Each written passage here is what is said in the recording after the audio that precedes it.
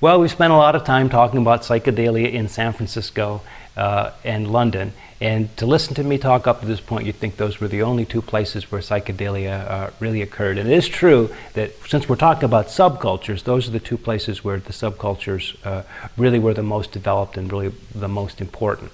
But during this time, that is, as the 60s progressed, from the early 60s, mid-60s, and the late 60s, the music business was increasingly moving toward Los Angeles. There were all kinds of really good reasons why the music business should sort of migrate from New York to Los Angeles. One of them being that Los Angeles and Hollywood had such developed facilities that had come from the movie industry. Television was increasingly moving to Los Angeles, and so there were a lot of opportunities for record companies to tie in with television and the movie industry if they were right there on the scene, or at least had a branch office that was out there. So a lot of musicians are moving from the East Coast to the West Coast. The labels are starting to move that direction. So something is really starting to happen in LA in 1965, 1966, into 1967. We talked about a little bit about that a couple of weeks ago when we talked about the American response. The first important group that we should talk about, maybe the primary group when we talk about Los Angeles and psychedelia, is the Doors. What's different about the Doors from some of the other psychedelic groups is where generally psychedelia embraces a kind of utopian, flower power, very sort of positive kind of attitude. So the idea of the most idealistic argument in favor of LSD is that it leads to higher consciousness, and that's a happy thing, right? It's something that one would aspire toward. Again, I'm not endorsing LSD use, I'm just saying this would be the argument. But it's like Jim Morrison came along and said, you know, well, if you break on through to this other side, there could be heavens there, and there could be hells. So I'll let the other people talk about the heavens. I'm going to think about the hells. So in many ways, Jim Morrison's vision of psychedelia was much darker.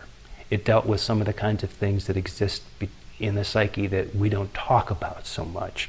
And his lyrics were also extremely literate. Jim Morrison could, as a singer, could not play an instrument. He could not play a chord on a guitar or anything like that. He would hear songs in his head and he would sing the melodies, but it would be up to the other guys in the group to figure out what he was doing, what the notes were, what the chords were that should go with it, to figure out what the rhythm should be and that kind of thing. So in many ways, it was the Doors were a very democratic group because they decided that they would share songwriting royalties equally among all four of them. Most of the time, that's the way it went. Their first album, The Doors, was released in January of 1967. So that is before Sgt. Pepper. That is actually before Penny Lane and Strawberry Fields. And so when we think about what they were doing, the kind of conceptual approach to what they were doing, it was really fairly advanced and relatively independent of what was happening with groups like the Beatles and the Beach Boys and some of the others. The Doors were a little bit older than some of the groups that followed them. The Doors were almost the same age as the Beatles and the Stones themselves. Their roots were really more in late 50s rock and roll and early 60s maybe jazz than some of the other groups. They were maybe a little bit less affected by the Beatles and the British invasion, their vision was. So you've got Morrison, this poet guy who's got a college degree and seems to have read an awful lot of literature, and these other musicians, Ray Manzarek, who was a bit older than the others and had a lot of club experience, and Robbie Krieger, who was a pretty talented songwriter, John Densmore, a very jazz-oriented drummer. And they put this group together, calling it The Doors, taking it from the Aldous Huxley book about mescaline use called The Doors of Perception. Aldous Huxley had taken that idea from a William Blake poem which mentions the doors of perception. So we see that the connection all the way back to 19th century literature and spiritualism.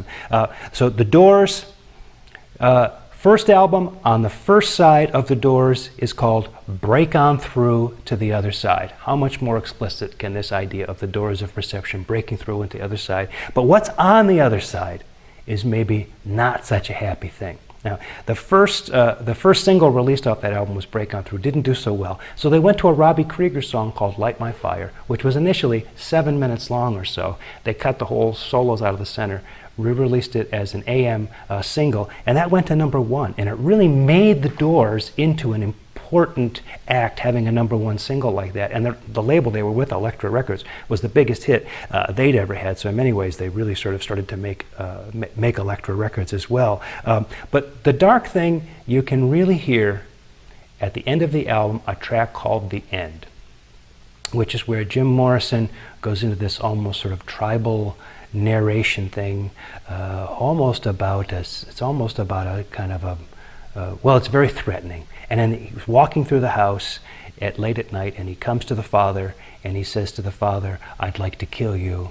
And to the mother, he says, "I'd like to, well, engage you in a romantic liaison." I suppose it's the most polite way to put it, but it's not very polite in the way that he says it. It's a very Oedipal kind of complex about marrying the mother kind of thing, and it's a very dark, scary kind of thing. When they would do it live, he would shock people. Jim Morrison was about shocking people out of their complacency by confronting them with this darkness. So a very dark psychedelic vision. The group puts out 6 studio albums, the last of which is L.A. Woman, which goes to #9 in 1971. Ironically, it was thought of as the Doors' comeback album. I say ironic because Jim Morrison died of heart failure in Paris in July of 1971, becoming the third such death in rock behind Jimi Hendrix and Janis Joplin.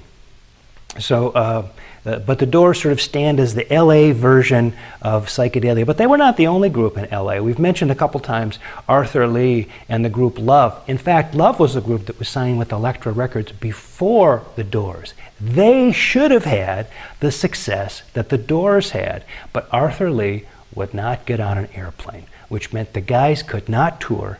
And without being able to tour that music, you really can't get it out of the LA area. I mean, in LA, they were big, big, big. The Doors were very small compared to them. They were lucky to get a gig opening for Love. But Arthur Lee thought they were pretty good, recommended them to Jack Holtzman.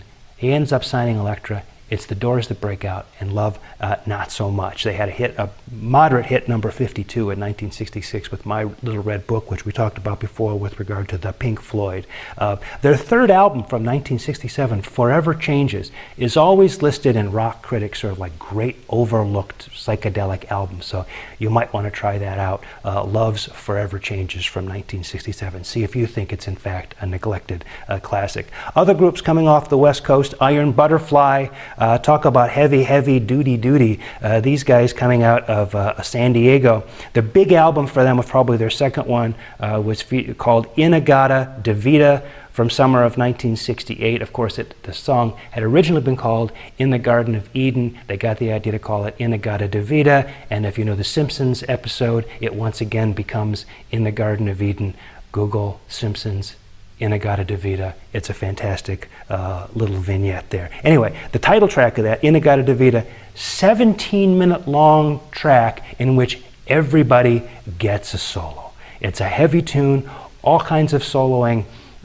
This is very much sort of in the virtuosic sort of psychedelic a thing that we've been talking about. Another group we should mention, the Vanilla Fudge, coming out of the East Coast, and something that we might call the psychedelic symphonic cover version. They sort of specialized in this idea of taking a short little song and turning it into a kind of a psychedelic trip. And so the most famous of those is a track called You Keep Me Hanging On from 1967, which the year earlier had been a 2-minute hit, a 2-minute song for the Supremes, written by Holland Dozier Holland. The original had been 2 minutes, but by the time the Vanilla Fudge got done with it, it was now a 5-minute tune, complete with like sort of references to Indian sitars and all kinds. The first couple minutes of the tune, I usually challenge my students to say, can you tell what this song is going to be? And mostly they can't. This idea of taking a small song and turning it into this big psychedelic symphonic kind of composition is something that the Vanilla Fudge really specialized in. They had an album from 1968 called The Beat Goes On. And it was produced by their producer for that was a guy by the name of Shadow Morton, who had roots that go all the way back to the Brill Building and the girl groups. The band was not so happy with this album, but the way the album turned out is they used the Sonny and Cher song, The Beat Goes On, as a kind of motive that returns again and again throughout the album. And the songs that they do basically sort of go through the history of music, starting with the 18th century, the 19th century, the 20th century. They cover some Beatles tunes.